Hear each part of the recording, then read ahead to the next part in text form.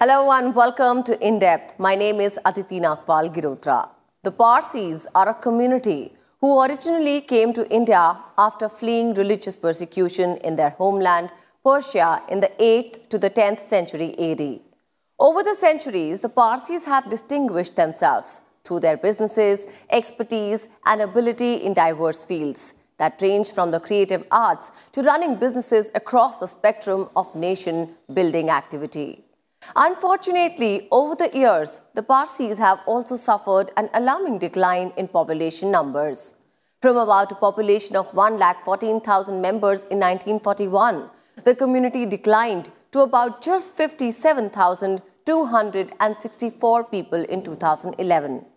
Taking note of this, the government started a special initiative to encourage Parsis to increase their numbers. The Jio Parsi scheme began in September 2013 to encourage Parsi couples to have more children.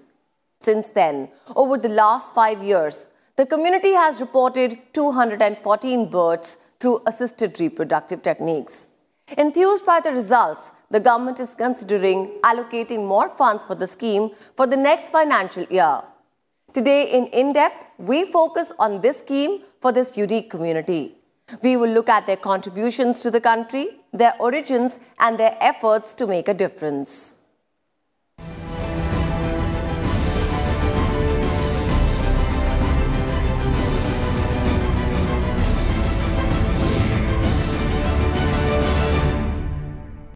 In September 2013, the Government of India, through the Ministry of Minority Affairs, initiated the Jio Parsi scheme. This was in response to the alarming decline in Parsi population that showed up in the 2011 consensus. And the initiative is now showing results. Since 2014, 230 children have been born to Parsi couples, which is welcome news considering the number of the community. The scheme has gone about achieving its objectives using advocacy in the form of advertisement campaign, workshops, heritage walks, and community events.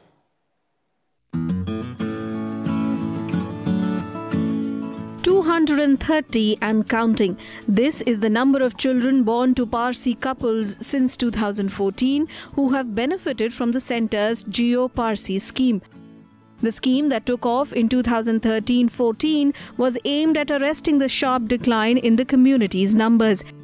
It came as an urgent response to the 2011 census data, which showed a steep decline in the Parsi population at just 57,264. The number was 1,14,000 in 1941. The parents of the 230 Parsi children that have been born since 2014 have all benefited from medical reimbursements offered under Jio Parsi. The scheme covers medical interventions like fertility treatments, assisted reproductive technologies and counseling with the basic aim of preserving the community. Unfortunately, जब मोदी जी सरकार में आए तो हमने जो एक चीज़ महसूस की कि ये जो माइक्रो माइनॉरिटी है ये डे बाय डे घटती जा रही है, ख़त्म होती जा रही है। 50,000 से भी नीचे की संख्या उनकी आबादी में हो गई।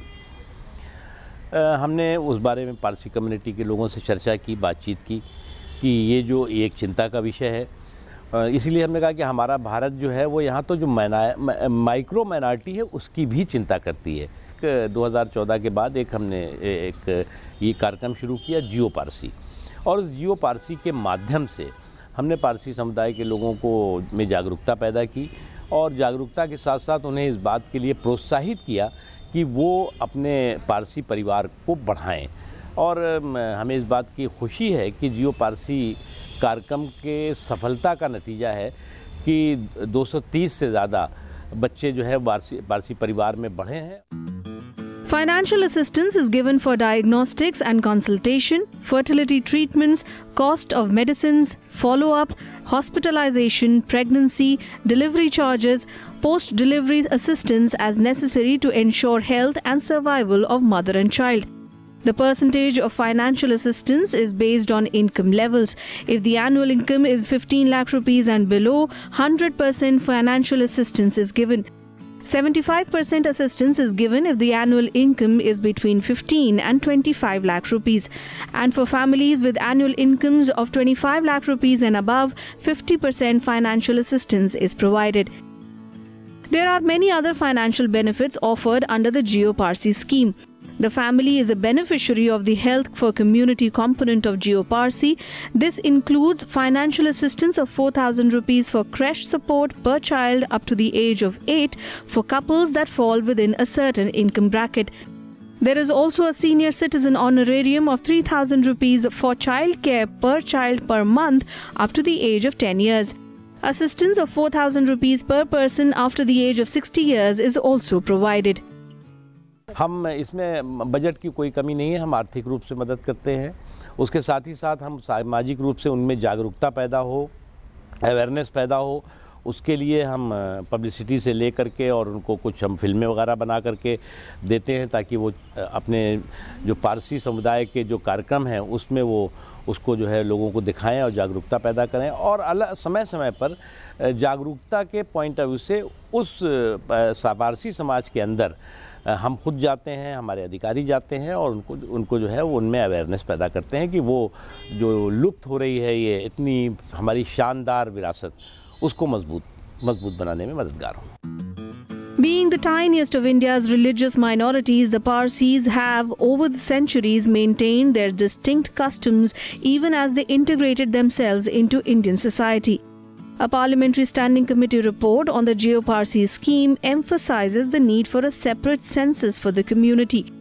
The need to be counted in order to assess the progress made in the last decade has prompted a campaign to encourage the community to come forward during the 2021 census. According to the Parzor Foundation, infertility and late marriages are among the main reasons for the rapid decline in the Parsi population. The Parzor Foundation runs an advocacy program to encourage Parsis to marry early and have more than one child. With the financial assistance given to young couples and families, more and more Parsi couples are now opting to have more children. See, Jio Parsi started as an ART program. ART is artificial reproductive technology, but we realized that IVF treatment and things like that were not enough. And we had to change the mindset of the community. So we had to approach it from a sociological angle, and that is why we then moved from ART to a lot of counseling and advocacy, because the medical ICMR, who is also on our board, Indian Council of Medical Research, and all the doctors and sociologists whom we spoke to, we work along with this sociologists, we work along with a lot of doctors from different parts of India.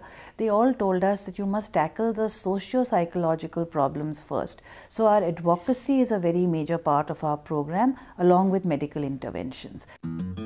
The Parsi community has an aging demographic profile with a large number of middle-aged and elderly population. Another aspect is that the age at marriage among Parsi women is about 27 years and in men about 31 years. The total fertility rate of the Parsi community has also reached below 1, which means that on an average a Parsi woman in her total childbearing age has less than one child. We call our demographic module the predicaments of progress, because the Parsi community has been very educated. All the girls are educated and people are working.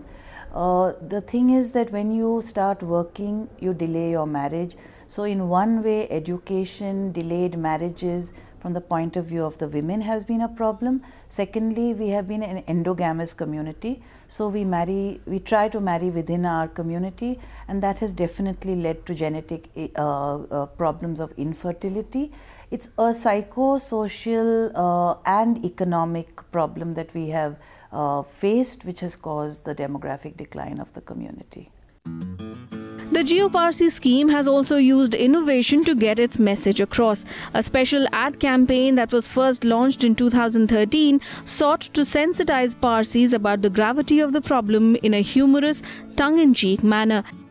This was arguably the first time in the world that an advertising campaign was launched to increase the size of a community.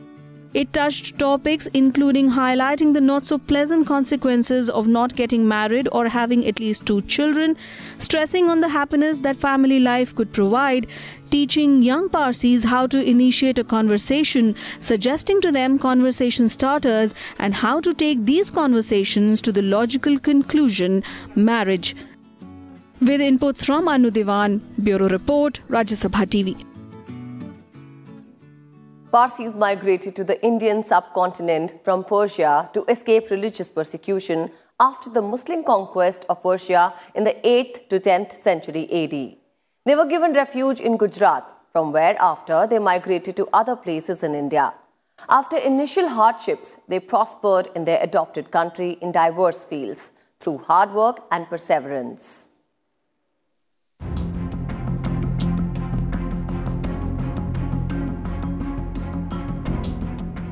The word Parsi literally means Persians. In India, Parsis are members of a group who are the followers of the Iranian prophet Zoroaster or Zarathustra.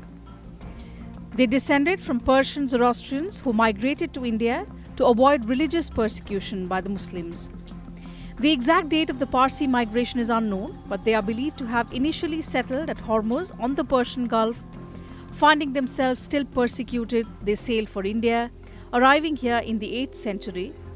But historians believe the migration may in fact have taken place as late as the 10th century.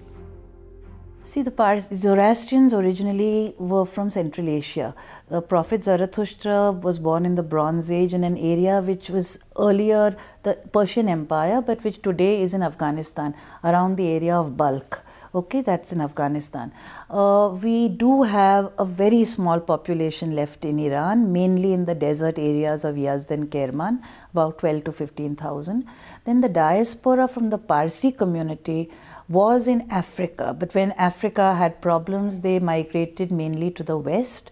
We have had Parsis from the time of Dadabhai Navroji onwards in England. Parsis in India have a history of about 1,400 years. We came here supposedly around 936 AD. We landed at Sanjan. Jadi Rana offered us security, the sugar in the milk story everybody knows. On their arrival in India, they settled first at Diu in Kathiawar, but soon moved to Gujarat, where they remained for about 800 years as a small agricultural community. But later they spread out to Mumbai and also to Bengaluru.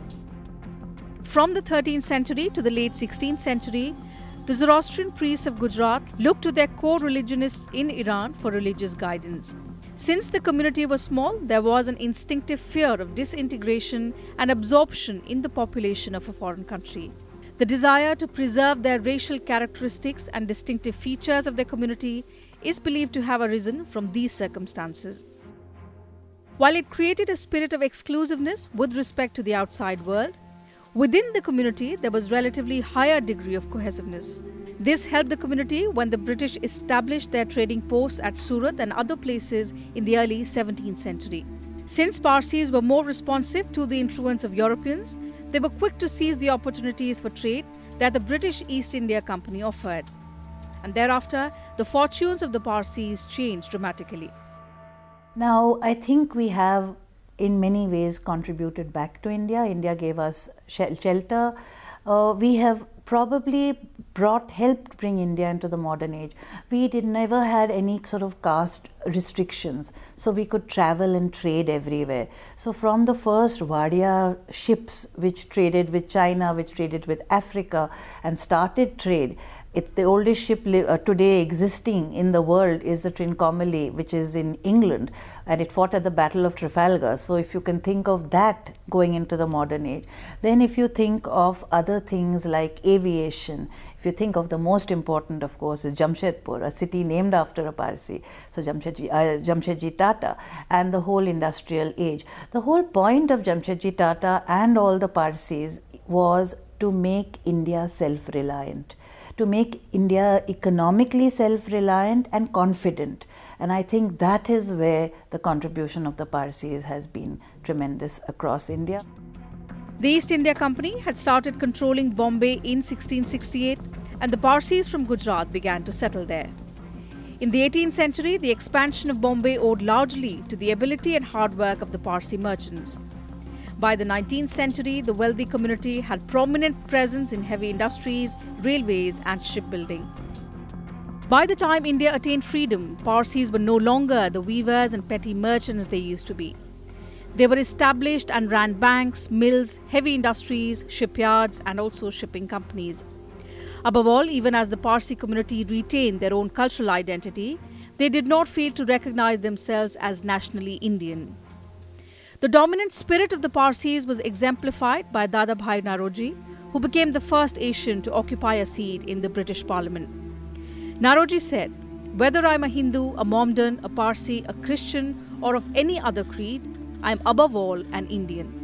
Our country is India, our nationality is Indian." With inputs from Anu Diwan, Bureau Report, Rajya Sabha TV. With this, we'll halt in for a quick breather, but we'll be back soon. Stay tuned with us.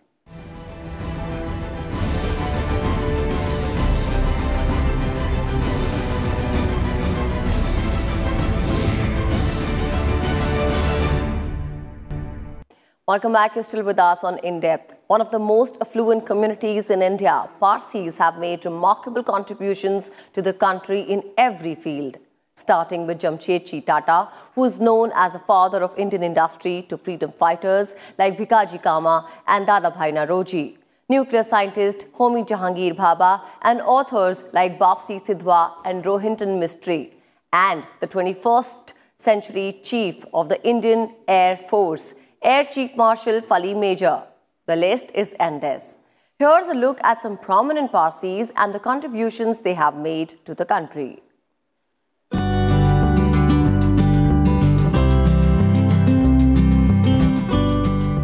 Parsis in India may make up a mere 0.005% of the population of the country, but they play a major role across all fields, especially in strengthening the economy of the country. 3 out of India's top 10 billionaires are Parsis. The most popular and prominent name among them being Ratan Tata. Currently the chairman emeritus of the Tata Sons, he has a net worth of $1 billion. He was born in 1937 in Mumbai as the great-grandson of the founder of Tata Group, Jamshedji Tata, who is also known as the father of the Indian industry. Ratan Tata took over the reins of Tata Empire upon J.R.D. Tata's retirement in 1991. Well known for his business ethics and philanthropy, Ratan Tata received the Padma Bhushan in the year 2000 and the Padma Vibhushan in 2008. Jahangir Ratanji Dadabhai Tata was the first licensed pilot of India. He founded India's first airlines, the Tata Airlines, in 1932, which became Air India in 1946. He also established Asia's first cancer hospital, the Tata Memorial Centre for Cancer Research and Treatment, in the year 1941. He was also awarded India's highest civilian honour, the Bharat Ratna.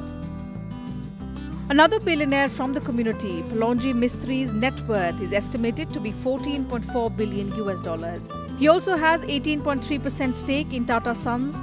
His family owns the Shapurji Palonji Real Estate Company, along with infrastructure development and several energy companies. His son Cyrus Mistry was chairman of Tata Sons from November 2011 to October 2016. With a net worth of over $7 billion, Nusli Wadia is the current chairman of the Wadia Group that was established in 1736. Group companies include the Britannia Industries, textile company Bombay Dyeing and budget airline Go Air. Wadia was born in 1944 in Bombay to businessmen Neville Wadia and Dina Wadia. He is also the grandson of Muhammad Ali Jinnah, the founder of Pakistan. Chairman of the Godrej Group, Adi Godrej, has a net worth of over $2.7 billion. The group includes Godrej Consumer Products, chaired by Adi Godrej's daughter Nisaba, and Godrej Properties, run by his son Piroj Shah. Other than business, Parsis have also made significant contributions to the country in several other fields from the time of freedom struggle. Freedom fighters like Firoz Shah Mehta, Bhikaji Cama and Dadabhai Naoroji played a key role in India's fight for independence from the British rule. Dadabhai Naoroji was also the first Asian to be elected to the House of Commons of the United Kingdom. Field Marshal Sam Manekshaw was the chief of the army staff during the Indo-Pak War of 1971 and also led India to victory. In his military career that spanned over 4 decades, he served the army in 5 wars, beginning with the Second World War under the British Army. He was also the first military officer to attain the rank of Field Marshal. Known as the father of the Indian nuclear program, scientist Homi Jahangir Bhabha made important contributions to quantum theory and cosmic radiation. It was under his direction that the first nuclear reactant was operated in Mumbai in 1956. He was awarded the Padma Bhushan in 1954.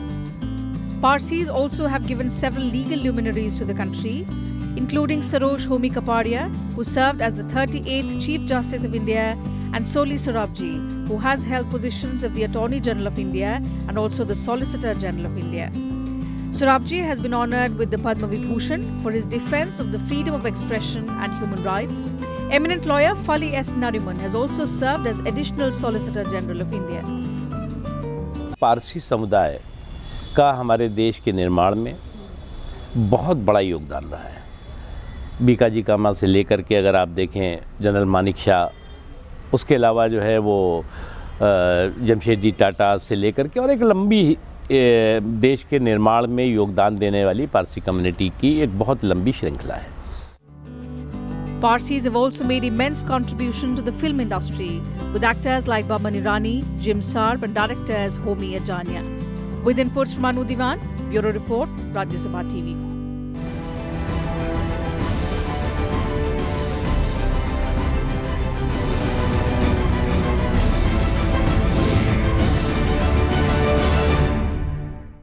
So that's it from us today in In-Depth. We'll be back same time tomorrow with the focus on another key subject. You can also watch our program online on YouTube. Suggestions and feedback about the program are also welcome. Thank you.